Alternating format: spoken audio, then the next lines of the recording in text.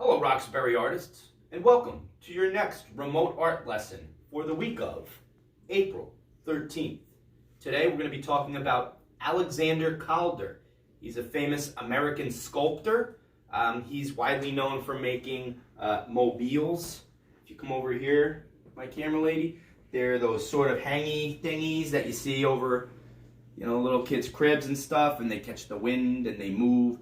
And Alexander Calder made these out of wire, and that's kind of his big thing. He's famous for those, but he also has these great wire sculptures he made in his Circus sculpture, which is also a performance. And you should have viewed his video footage of his Circus performance on the Whitney Museum of Art website. I've provided you that link on our YouTube page and on the Google Classroom posting for this lesson. So view Circus.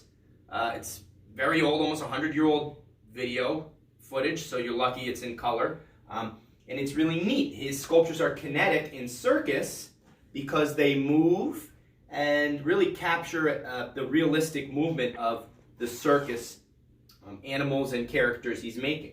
So the way his mobiles move with wind, or the passing movement of someone walking by them, they start to spin and rotate. His kinetic sculptures from Circus move by his manipulation with his hands and different mechanisms he sees. Now, we don't have to make moving sculptures necessarily, but we can make sculptures out of wire and little bits of found materials in your house the way Calder did in his piece Circus. So after we talk about some of the characters and what you might make, I'm going to show you how you could make it the way I did. I made some of these things in my house, as many of you are in your houses making things. So if you come a little closer to the list of animals and characters, you should have seen some of these things in the Circus performance. These sculptures that Calder made over almost 100 years ago, actually, not over, are still in the Whitney Museum of Art, which is in New York City.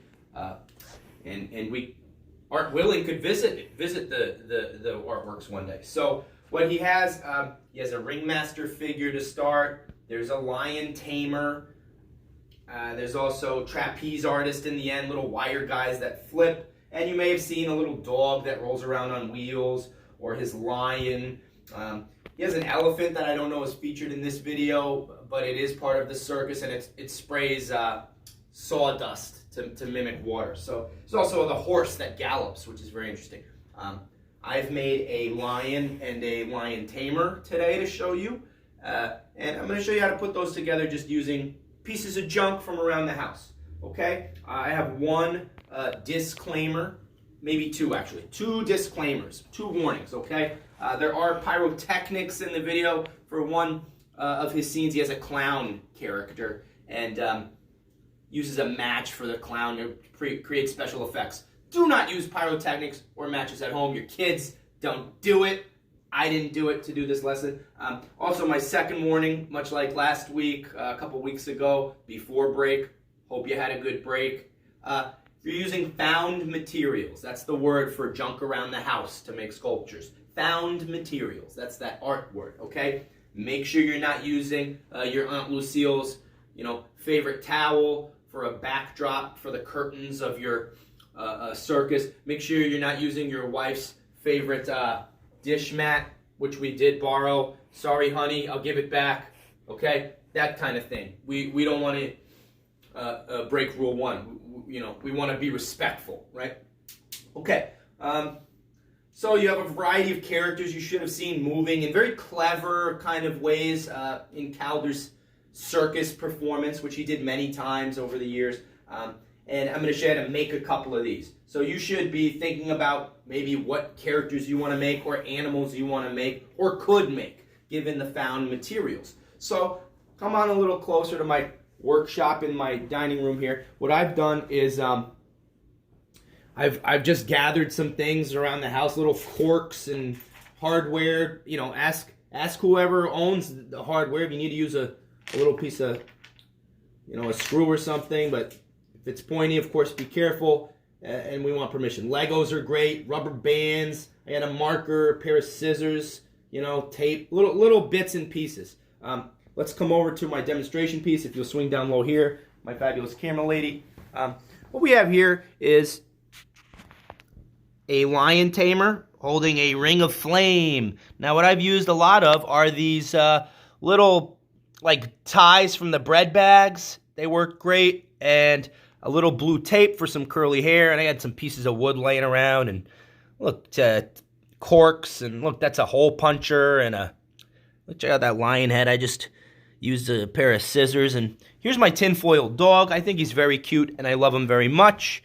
Now, he doesn't run around kinetically like Calder's dogs, but they do have performing dogs in the circuses of old. And you can see I have a backdrop set up, kind of like Calder. We're making the illusion of a circus performance. So there's our lion and the flaming hoop and the lion tamer.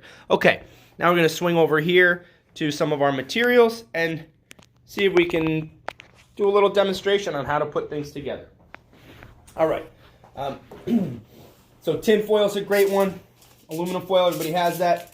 I don't know if you use a magnet, just little bits and pieces. If you're using any cutting tools, of course, safety first. Let's be careful. And tape. So cork's great for the bodies. Calder used a lot of pieces of wood and bits of wire and things. My wire I was able to find are these bread ties. And this is a great way to make arms and legs like I did for my ringmaster. If you need to make it stronger, you fold it in half and twist them together like this, kind of around and around, and that'll become much stronger. Or you need to leave a loop open to make a hand, okay? And all you sort of do to add that to a cork or another thing is poke a little hole and, see if you could just fit that tail of the wire in the hole. And look, now I got a body and an arm, and he's saying, hey, like that. So we talk about pose. Come over here, camera lady, do a high five. All right. High five with my lion tamer because he also has a pose like that with the arm up. Okay, back to our work table. Let's see if we could add some things here. So I found these hangers. They look kind of like feet to me, so I'm going to see if I can't maybe add them to the bottom just with a little pressure and twisting. Righty-tighty. And this depends on what you're able to use and what you're able to find. I just want to show you one way to make maybe a quick little circus performer. This could be a clown. Let's call it a clown, okay? Because I don't have a clown yet. And I'm going to give him another leg. And then you know what I could do for the other arm? Look, maybe he could even stand up. That'd be neat, huh? Leave him up against the tape. Okay, now for the other arm, what I'm going to do is maybe use this monofilament from some fishing gear or some leftover projects. So I'm going to see if I can cut that. Pre-cut materials for your demos so you don't struggle on video. All right, and then maybe I could just poke that in the side for the other arm. Yeah, and it still has a nice sort of a pose. Hey, and then I definitely encourage you to draw funny little faces. It is a clown, so we got to give him a big silly face. I'll give him big eyes. And it's my dry erase. That's all I got. Let's do a classic big red schnoz, right? Hey, don't touch your schnoz. Remember that, guys? Don't touch your schnoz anymore. All right. Got that? And let's give him a smiley face, too. And if you've ever been in my classroom, you know we have to cap the markers to save their life. That marker is going to survive to draw another day. Now, what else could I add to this little clown guy? This is great. I like him. He's kind of cute. Maybe some funky hair with this blue tape I got here. That's what I used on my ringmaster. And I'll rip a piece and maybe do some curls. If you strip it into thin pieces, you get a nice curl effect. And I'm actually pretty pleased with this, this demo clown. Doesn't want to stick to the cork, but that's okay. Put some extra tape on the back. Hey, there he is. That's my Alexander Calder demo clown, and then I'll put him in my kind of put him in my circus scene here, where I got pieces of wood and, ooh, what if he stands there? I have to balance him, huh? Well, anyway, sometimes a good trick is to lean them up against things, like the pedestal, or I tucked this guy's wire foot into the cardboard. That's a pizza box wrapper. Anyway, I got a lot of themes of stars, red, white, and blue. Calder's American. If you look at his performance of Circus, you'll see some references to American pride, which is a good thing now. You know, we need solidarity, togetherness as a nation. So I hope we could have some togetherness as an art class, and I look forward to seeing your work posted on Google Classroom. Let's zip back over to the board here. Spin around. So you guys got to make one of these animals or characters, or both. I'll give you about a week to submit these next week, and then we'll follow up and critique and debrief a little bit on the Google Classroom. All right? Let's finish with a wiggle moose, if you don't mind.